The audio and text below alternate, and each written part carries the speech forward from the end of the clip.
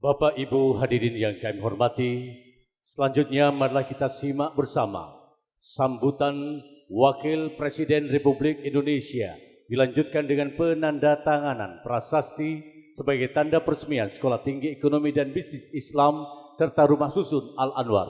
Kehadapan yang terhormat Bapak Profesor Dr. K. Haji Ma'ruf Amin, kami silakan.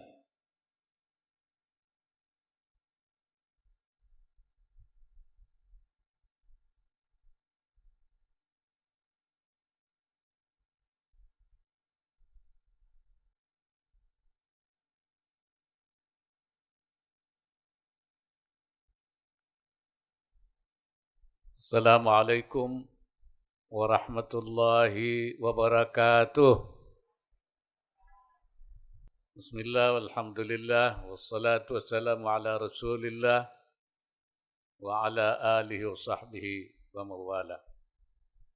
Subhanaka la ilma lana illa ma 'allamtana innaka antal alimul hakim.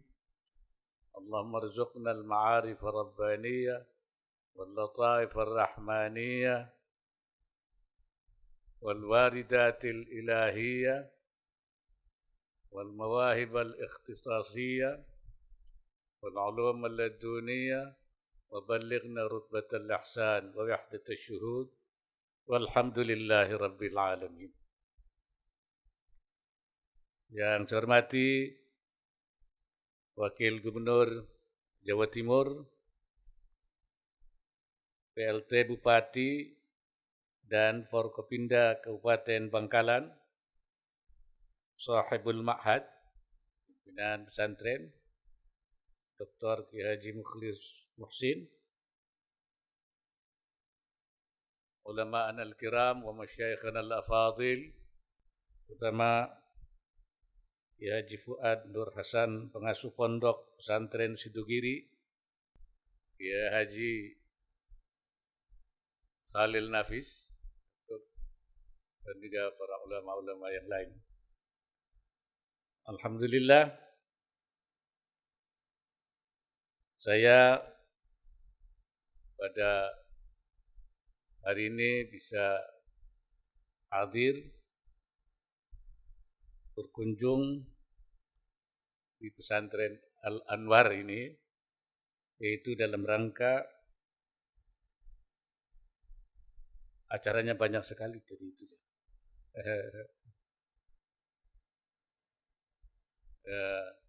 Haul masyayikh, kemudian juga wisuda, kemudian juga harlah ulang tahun pesantren, peresmian sekolah tinggi, dan juga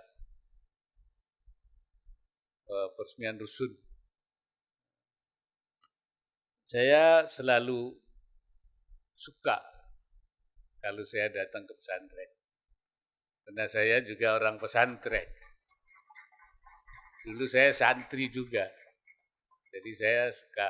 Jadi kalau ke pesantren saya bilang saya kalhuti fil ma, kayak ikan di air. Jadi betah saya kalau di pesantren itu. Dan saya syukur menjadi orang-orang pesantren. Pesantren ini lah yang berjasa bagi kita bangsa Indonesia, menjadikan bangsa Indonesia ini yang terbanyak di dunia mengucapkan la ilaha illallah Muhammadur Rasulullah, paling banyak. Artinya kalau paling banyak mengucapkan la ilaha illallah, berarti penduduk surga itu kebanyakan orang Indonesia.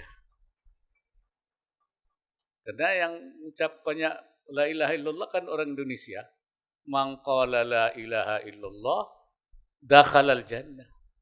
Siapa yang mengucapkan la ilaha illallah masuk surga. Nah, yang banyak mengucapkan orang Indonesia. Jadi nanti di sana itu banyak orang Madura di sana itu.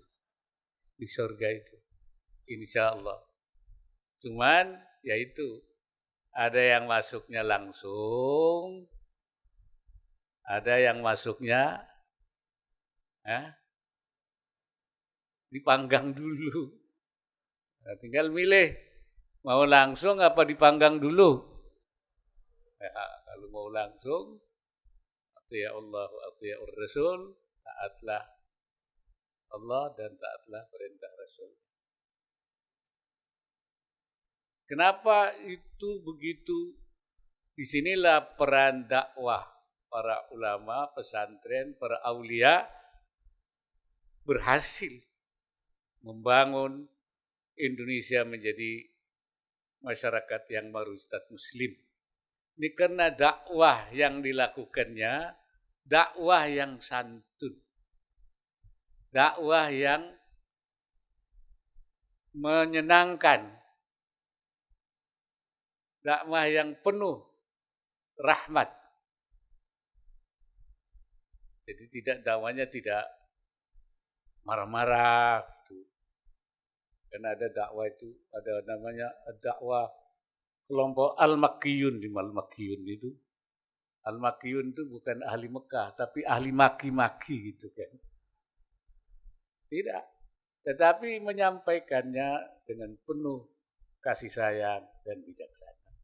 Karena memang intinya Islam itu adalah seperti dikatakan oleh Ibnu Al-Qayyim rahimahullah, inna syari'ata mabnaha wa asasaha ala al-hikami wa masalihil ibad.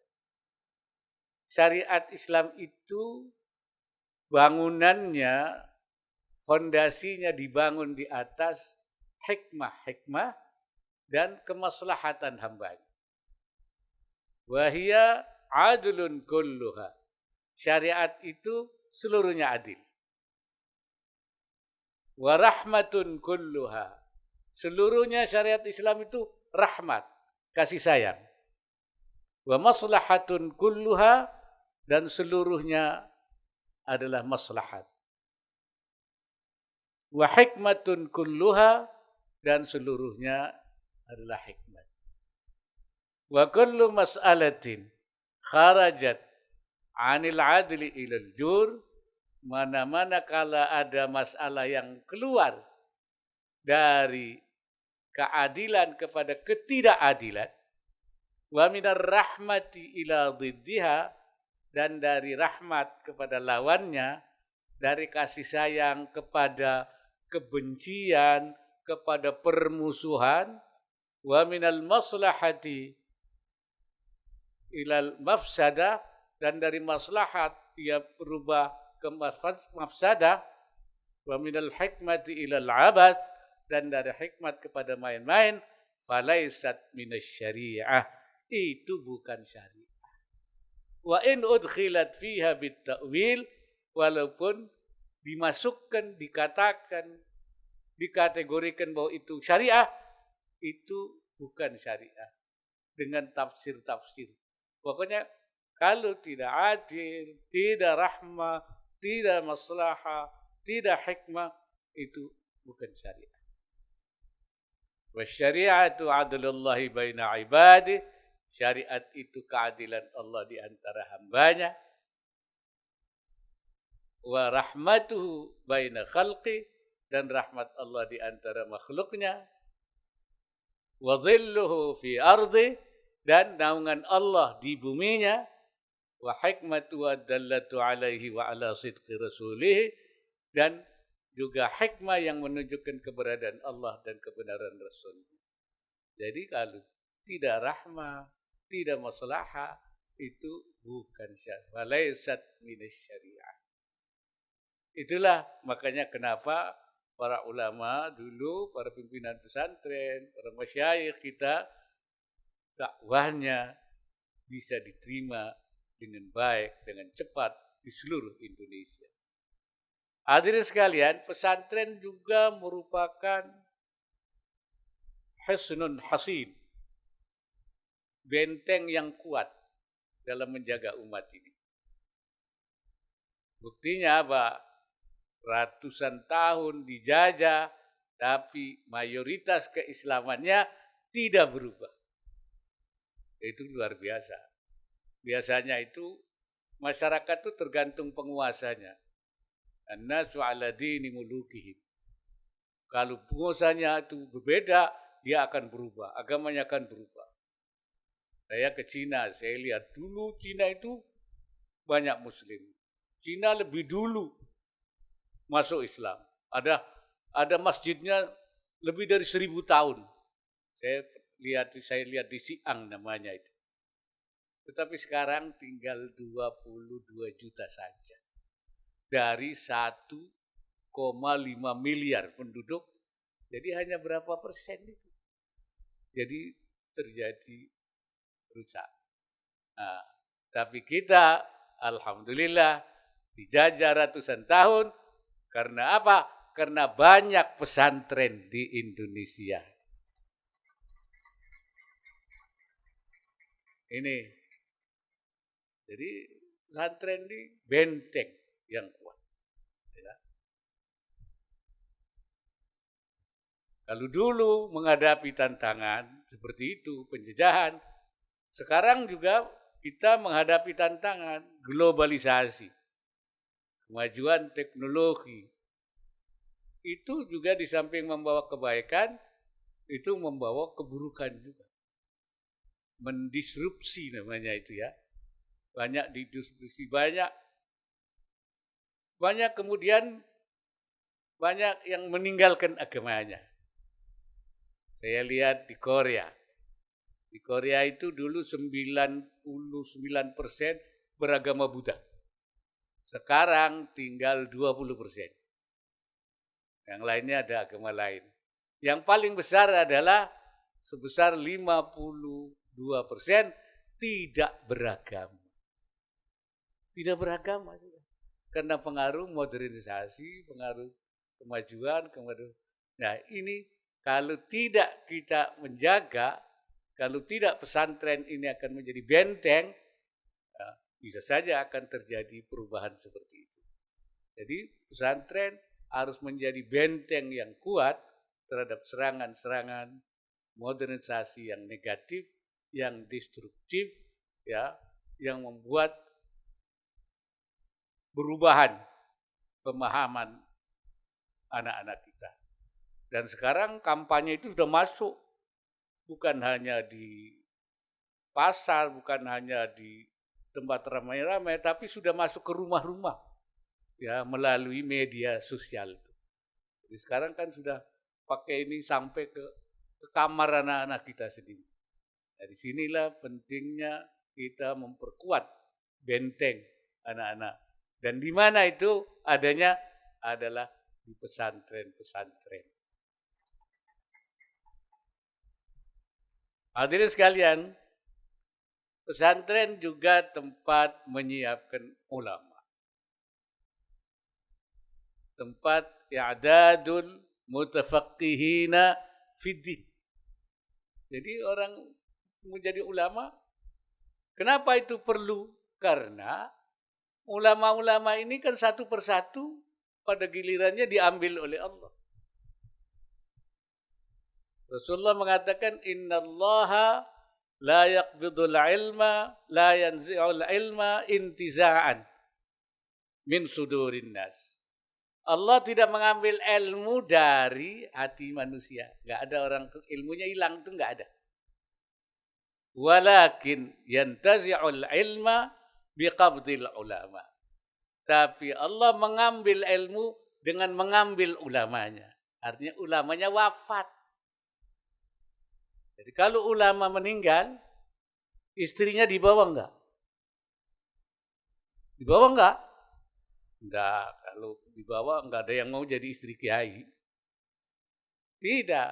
Sawahnya ditinggal. Mobilnya ditinggal. Ilmunya dibawa. Ilmunya dibawa, enggak ditinggal. Nah kalau sampai ini enggak ada penggantinya,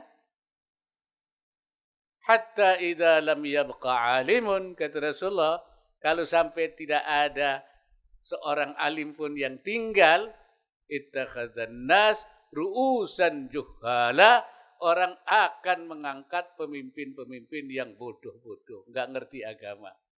Idza su'ilu, ya, aftau bi ghairi ilmin. Kalau ditanya, dia memberi fatwa enggak pakai ilmu. Pakainya logika, bukan pakai ilmu. Fadhallu wa adhallu, mereka sesat dan menyesatkan. Makanya itu perlu untuk apa? Menggantikan ulama-ulama. Coba ulama semua dulu sudah pada wafat. Kalau tidak ada penggantinya, ini akan terjadi namanya itu fatrah, kehabisan ulama. Itu tidak boleh terjadi.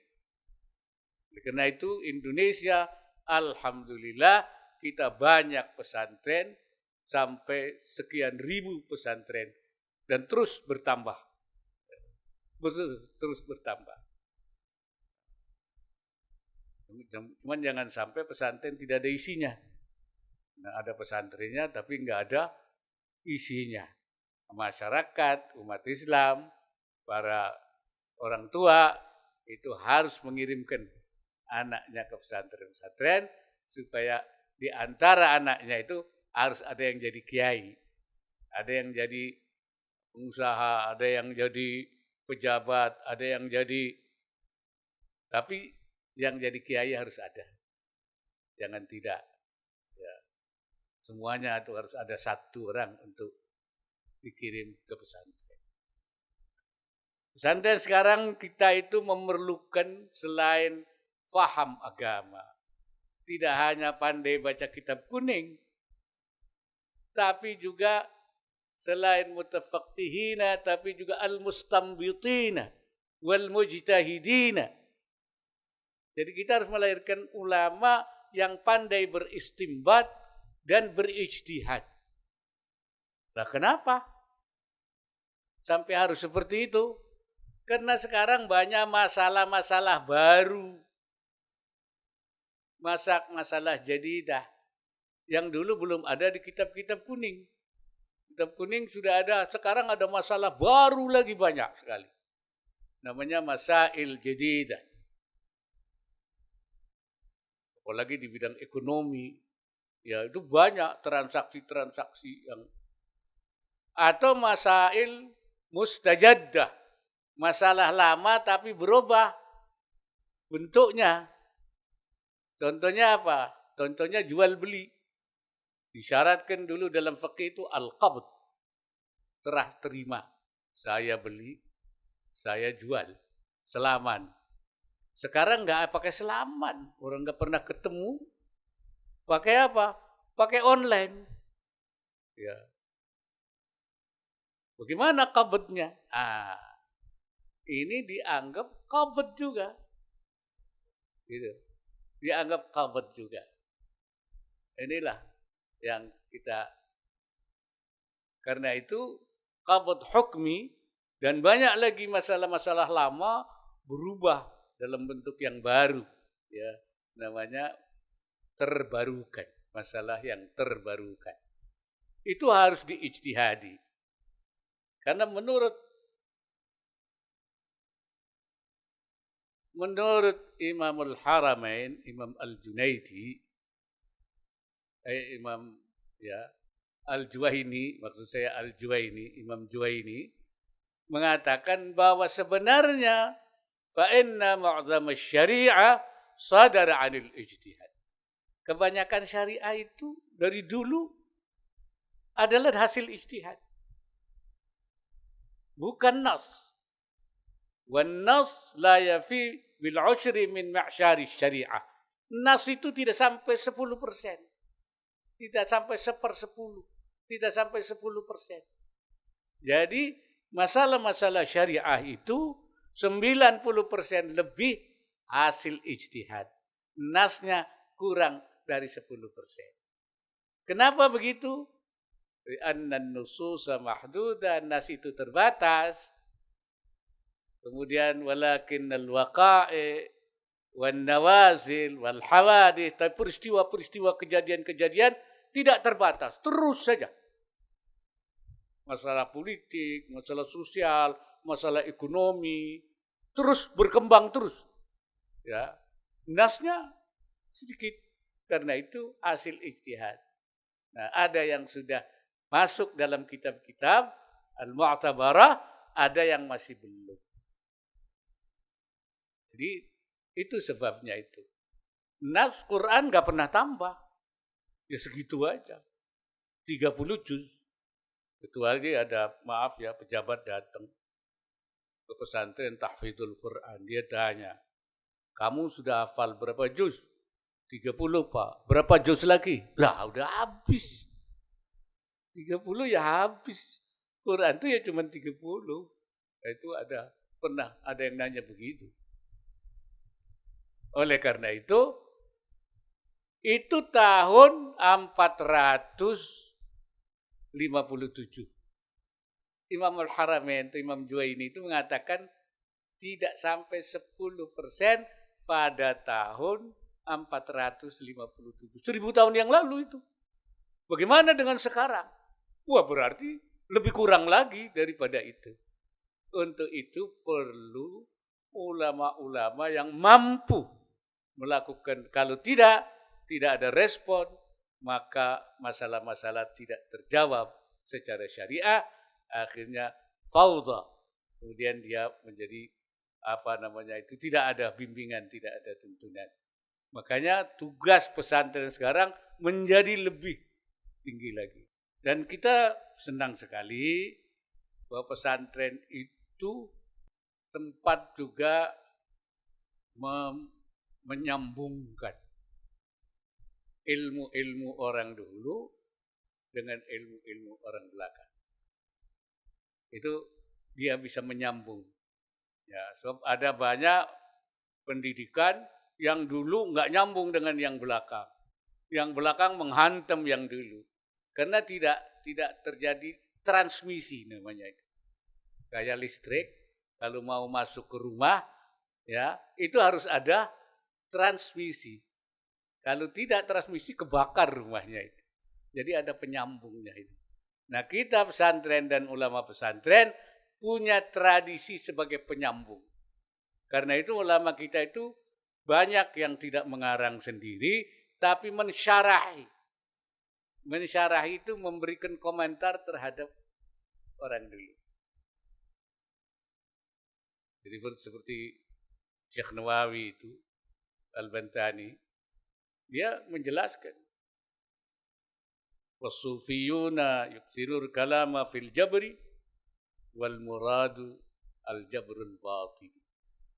Jadi orang tasawuf itu banyak menceritakan tentang penyerahan diri, kepasrahan kepada Allah, Sehingga banyak orang salah paham bahwa orang sufi itu kemudian meninggalkan dunia, tidak bergerak apa-apa. Syekh Nawawi bilang, wal muradu al-jabrul batini. Batinnya yang pasrah itu. Jadi, tetapi tidak berarti dia tidak berusaha. Beliau mengatakan at-tawakkul was-sabab la munafata bainahuma. Antara tawakal dan sebab tidak saling menegasikan, tidak saling menghilangkan. Kalau orang tawakal tidak berarti tidak melakukan sabab. Kalau orang melakukan sabab tidak berarti ditawakal. Karena apa?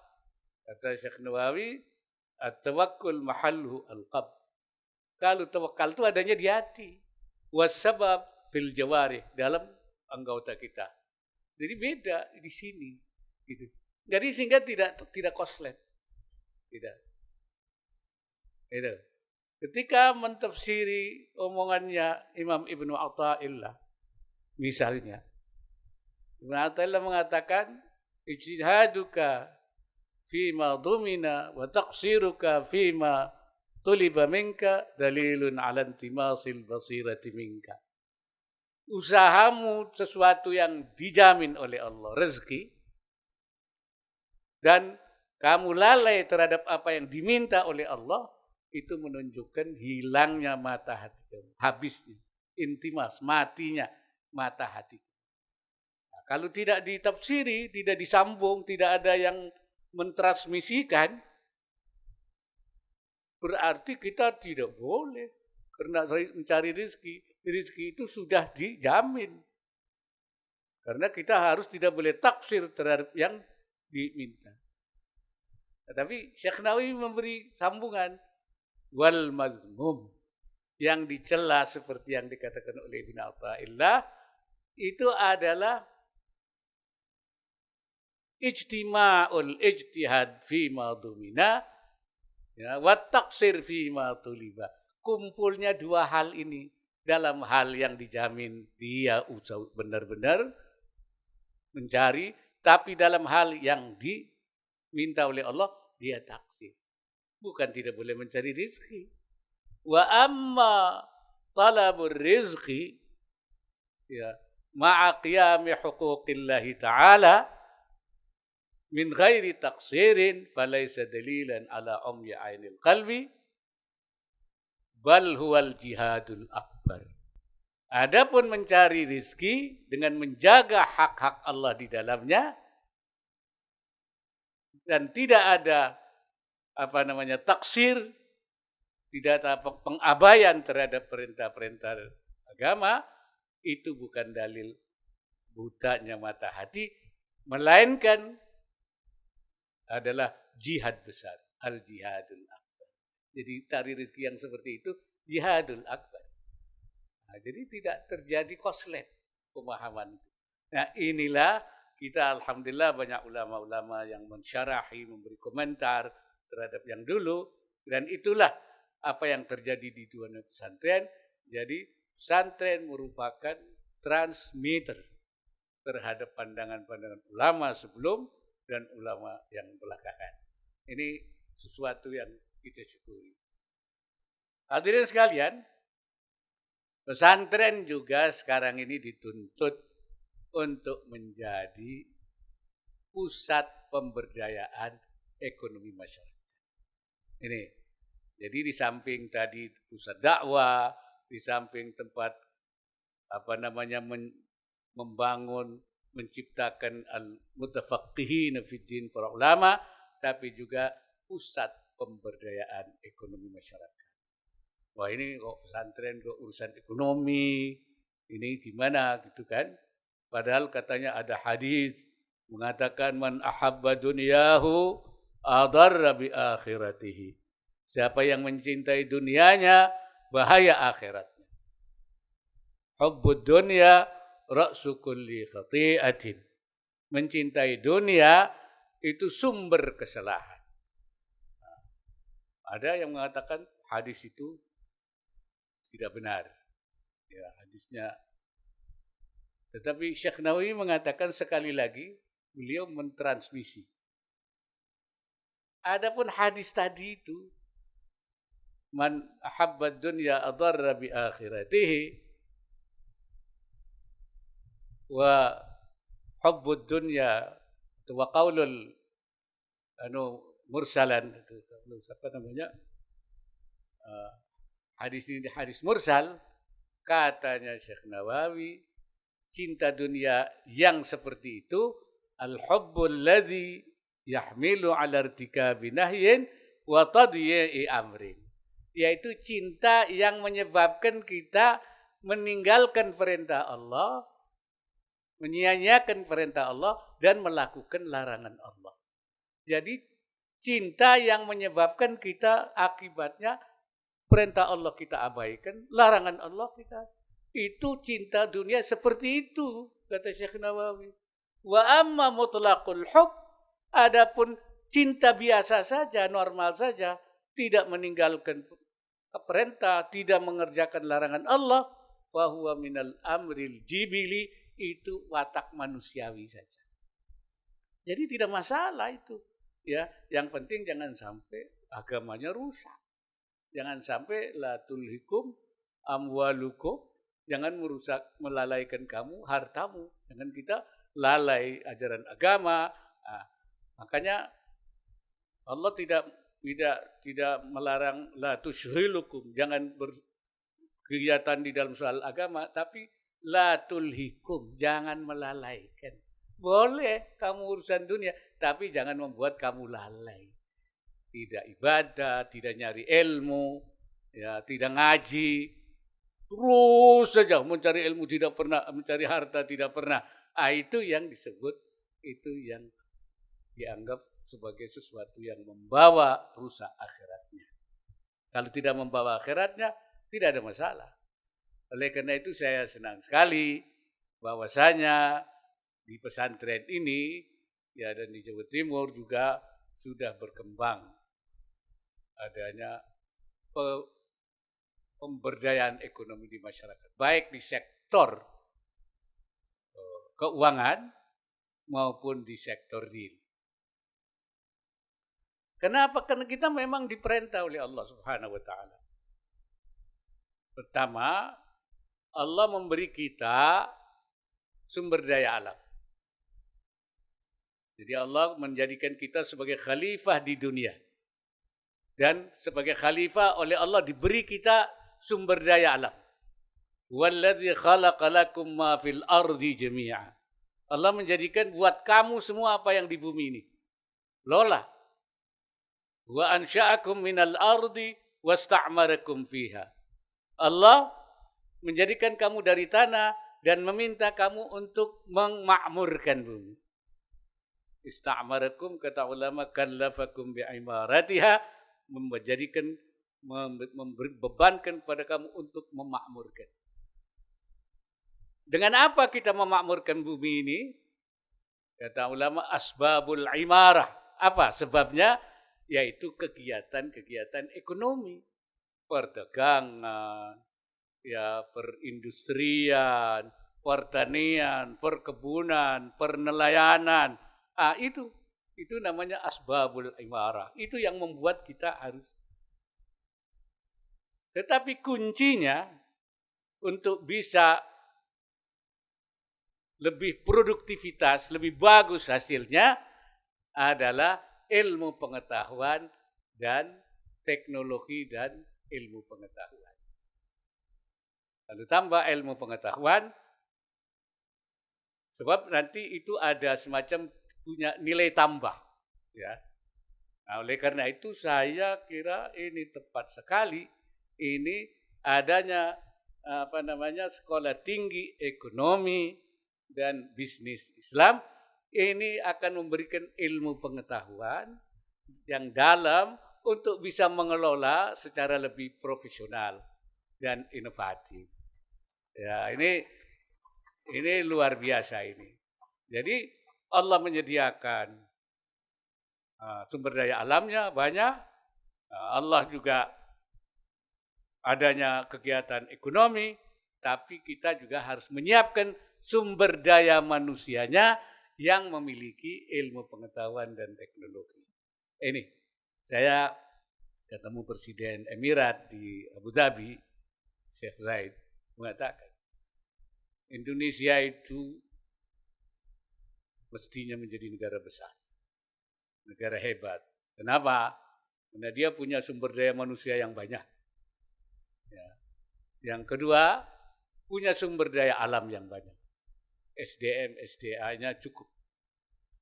Ya, tapi saya bilang kita sedang mengembangkan supaya sumber daya manusia ini memiliki ilmu pengetahuan dan teknologi. Kalau itu kita punya ilmu pengetahuan dan teknologi, kita punya sumber daya alam, kita sumber manusia yang besar, Indonesia akan menjadi negara kuat nanti pada yang akan datang. Pesantren jangan ketinggalan. Pesantren harus mengambil peran. Jadi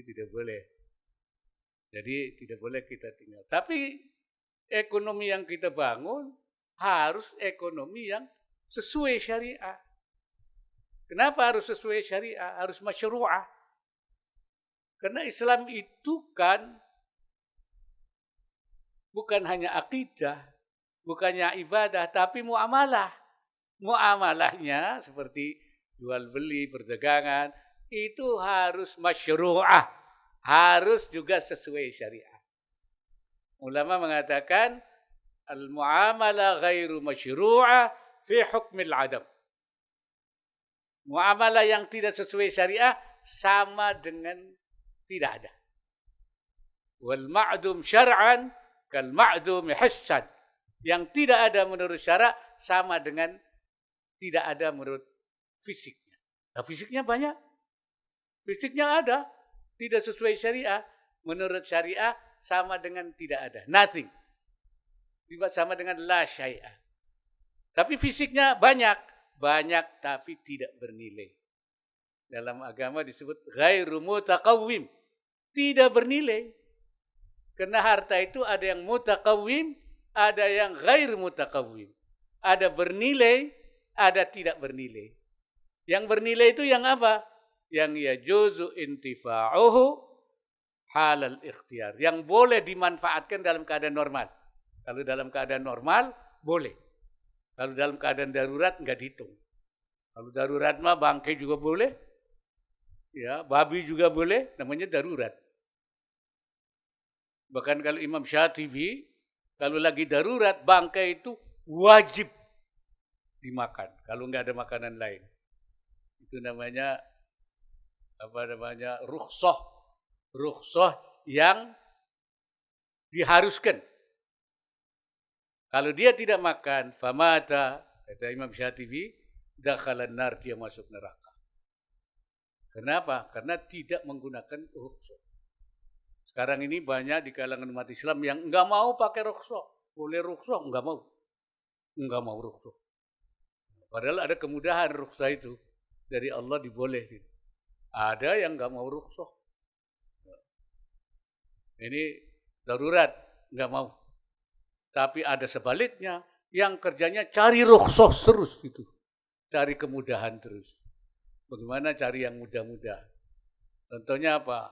Kalau mulai puasa dia cari mana yang paling belakangan puasanya. Tapi kalau giliran lebaran, mana yang duluan lebarannya? Nah, itu namanya cari enaknya saja. Itu dalam agama disebut tatabbu'ur rukhas, mencari rukhsah saja. Kita tidak boleh mengabaikan rukhsah, tapi jangan mencari rukhsah terus. Ya, dalam keadaan normal ya, biasa. Jadi kalau hal harta yang dimanfaatkan, boleh manfaatkan dalam keadaan normal, itu yang bernilai. Kalau tidak boleh, namanya tidak bernilai. Maka itu dikatakan sebagai al-ma'dum hissan. Secara fisik dianggap tidak ada. Saudara-saudara sekalian, oleh karena itu sekali lagi saya menyambut sekali ya pengembangan praktek-praktek ekonomi yang dikembangkan di pesantren ini, dan juga untuk Jawa Timur saya sampaikan selamat karena pada tahun 2023 dalam ekonomi syariah yang diselenggarakan oleh Komite Nasional Ekonomi Syariah, Jawa Timur keluar sebagai juara umum, memperoleh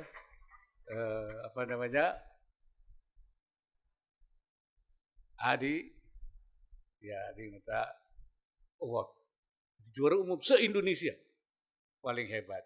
Oleh karena itu saya minta apa yang sudah diraih terus dikembangkan lagi, dan saya ingin menjadikan kalau Indonesia menjadi pusat ekonomi Indonesia di dunia, maka saya minta Jawa Timur, khususnya Madura, menjadi pusat ekonomi nasional, ekonomi syariah nasional.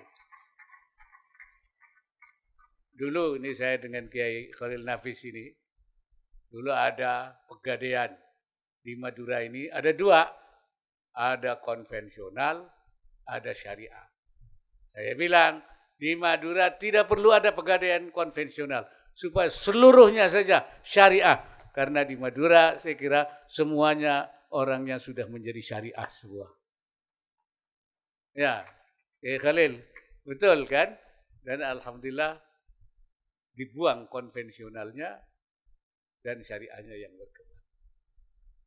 Mudah-mudahan pertemuan kita pada hari ini akan memperkokoh semangat seluruh pihak dalam menyemai ajaran Islam yang damai, meneguhkan komitmen kebangsaan, serta menumbuhkan inspirasi untuk bersekolah dan belajar. Kita memang sudah punya sepakat dengan kalangan Nahdlatul Ulama, ya selain kita itu punya tanggung jawab keagamaan, mas'uliyah diniyah, tapi juga mas'uliyah wataniyah, yaitu tanggung jawab kebangsaan dan kenegaraan. Karena Nahdlatul Ulama sudah meletakkan prinsipnya, yaitu prinsip hubbul watan minal iman. Cinta tanah air bagian dari iman. Kalau dulu itu dikembangkan melalui upaya-upaya perlawanan, melawan penjajahan, sekarang kita melawan kebodohan, melawan kemiskinan. Karena itu mengembangkan pengembangan ekonomi syariah, karena itu pengembangan ekonomi syariah adalah merupakan kewajiban. Syekh Nawawi adalah al-jihadul akbar. Sebagai penutup, saya menyampaikan selamat hari jadi ke-28 dan selamat atas wisuda purna siswa Pondok Pesantren Al-Anwar. Dan akhirnya dengan ucapan Bismillahirrahmanirrahim, Sekolah Tinggi Ekonomi dan Bisnis Islam serta Rumah Susun Al-Anwar saya nyatakan diresmikan. Semoga Allah Subhanahu wa taala memberikan inayahnya dan meridai setiap ikhtiar yang kita lakukan. Wallahul muwaffiq ila aqwamit thariq. Wassalamualaikum warahmatullahi wabarakatuh. Untuk acara peresmian mohon mendampingi Wakil Gubernur Jawa Timur dan Ketua Yayasan.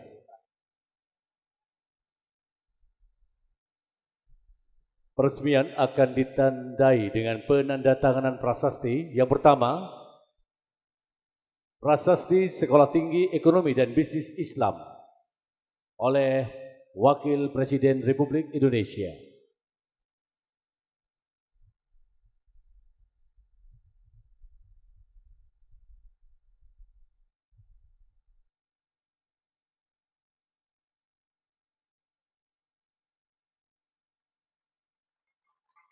Yang kedua, peresmian Rumah Susun Al-Anwar.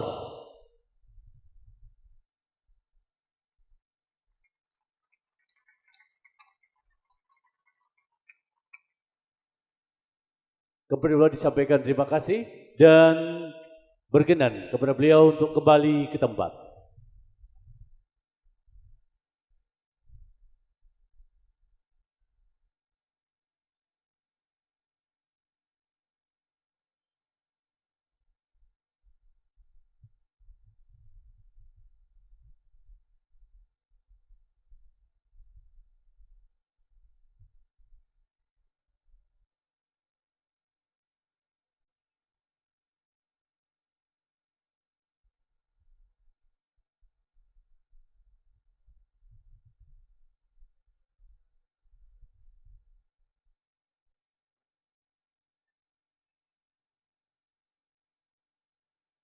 Bapak Ibu hadirin yang kami hormati, sebagai ungkapan